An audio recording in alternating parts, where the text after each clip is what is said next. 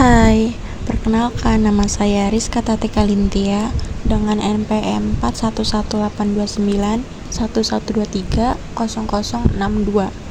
Berasal dari Universitas Islam 45 Bekasi, jurusan Pendidikan Agama Islam.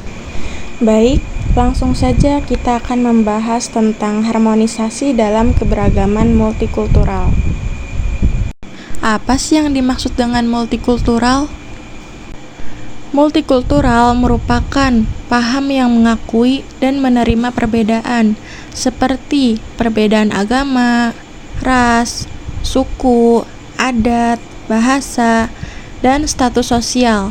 Jadi, multikulturalisme ini mengacu pada sikap, pandangan, dan kebijakan yang dapat menghargai dan menerima budaya tersebut dengan tujuan keharmonisan dan saling menghormati antara kelompok-kelompok yang berbeda. Multikulturalisme juga menekankan pentingnya setiap individu ataupun kelompok dalam mempertahankan identitas budayanya, sekaligus membuka diri untuk berinteraksi dan belajar dari budaya lain, dengan catatan tidak menghilangkan identitas unik masing-masing kelompok. Namun, ada problematika sosial yang harus dihadapi, yaitu adanya diskriminasi sosial. Diskriminasi adalah perbedaan sosial yang dapat memicu konflik. Contohnya di Amerika, perbedaan ras kulit putih dan ras kulit hitam, yang dimana ras kulit putih itu dianggap lebih baik daripada ras kulit hitam. Selanjutnya ada rasisme. Rasisme tidak jauh berbeda dengan diskriminasi. Selanjutnya ada radikalisme. Radikalisme bisa dikatakan sebagai paham yang menganut kekerasan atau paksaan yang dapat menyelesaikan permasalahan dan jalan untuk menggapai perubahan. Radikalisme adalah bentuk tindakan sosial yang berorientasi pada sikap ekstremisme. Ciri-ciri radikalisme adalah intoleran atau tidak memiliki sikap toleransi pada golongan yang memiliki pemahaman berbeda di luar golongan mereka. Mereka juga cenderung fanatik, eksklusif, yang selalu menganggap bahwa paham dan cara yang mereka anut adalah yang paling benar, sedangkan paham dan cara pandang orang lain selalu dianggap salah dan keliru. Lalu ada terorisme. Terorisme adalah penggunaan kekerasan untuk menimbulkan ketakutan dalam usaha mencapai tujuan, terutama tujuan politik.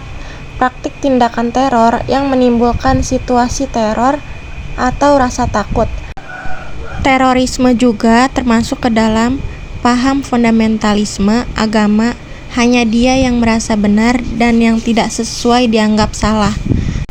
Seperti yang terjadi di Suriah, yaitu adanya fenomena ISIS. Di era globalisasi saat ini ada istilah dekadensi. Apa itu dekadensi? Dekadensi menurut David Weir diartikan sebagai penurunan budaya, degenerasi fisik, ketidakseimbangan estetika, pelanggaran moral, kehidupan hedonis yang terlalu, dan gangguan seksualitas dalam kehidupan sosial. Dekadensi nilai menunjukkan penurunan dan kemerosotan nilai-nilai sosial dan nilai-nilai keagamaan di era globalisasi saat ini. Misalnya, terjadi diskriminasi, ketidakadilan, menurunnya sifat kemanusiaan dan kebersamaan, serta meningkatnya fundamentalisme dan radikalisme atas nama agama.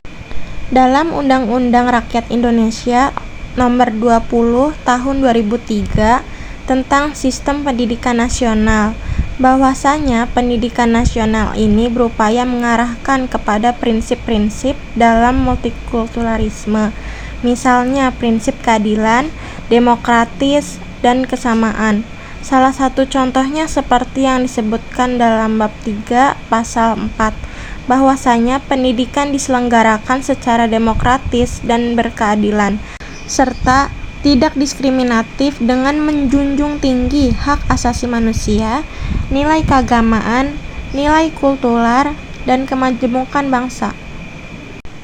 Pendidikan multikultural merupakan salah satu jenis pendidikan yang berfokus pada pentingnya menghargai perbedaan suku, ras, agama, seperti di dalam istilah harmonisasi nilai, yaitu upaya dalam menjaga nilai-nilai sosial dan keagamaan, misalnya kebersamaan, toleransi, keadilan, pendidikan, serta mencegah terjadinya diskriminasi.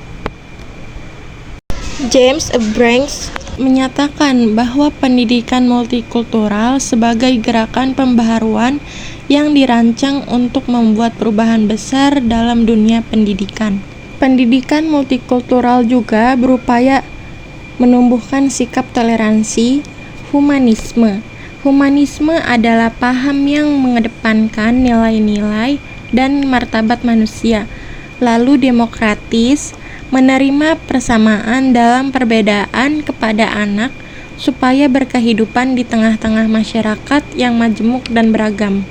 Agama teologis tidak mengajarkan untuk berbuat yang merugikan manusia, seperti diskriminasi, ketidakadilan, menolak toleransi, kekerasan. Tentu di dalam agama teologis ini mengajarkan konsep rahmatan lil alamin, yang dimana rahmat diartikan oleh Al-Raghib, yaitu kelemah lembutan dengan sesama. Selain agama Islam, agama Kristen juga memiliki konsep cinta dan kasih, yang dimana cinta dan kasih ini memiliki arti seperti mengasihi sesama. Bentuk mengasihi itu seperti sayang dan peduli terhadap sesama. Ada istilah lita'arafu, yaitu saling memahami, mengerti, dan menyesuaikan di antara yang berbeda. Tujuan dari pendidikan agama adalah yang pertama, memperluas dan mengembangkan pengetahuan dasar agama. Kedua, membantu memahami pentingnya makna isu-isu agama dan etika. Ketiga, merangsang dan mempersiapkan dalam dialog antar umat beda keyakinan dalam rangka menciptakan sikap toleransi. Yang keempat, mempersiapkan dapat hidup di masyarakat yang majemuk. 5. Menumbuhkan sikap toleransi dalam perbedaan. Lalu yang terakhir, membantu dan mengembangkan filsafat agama atau non-agama dalam kehidupan.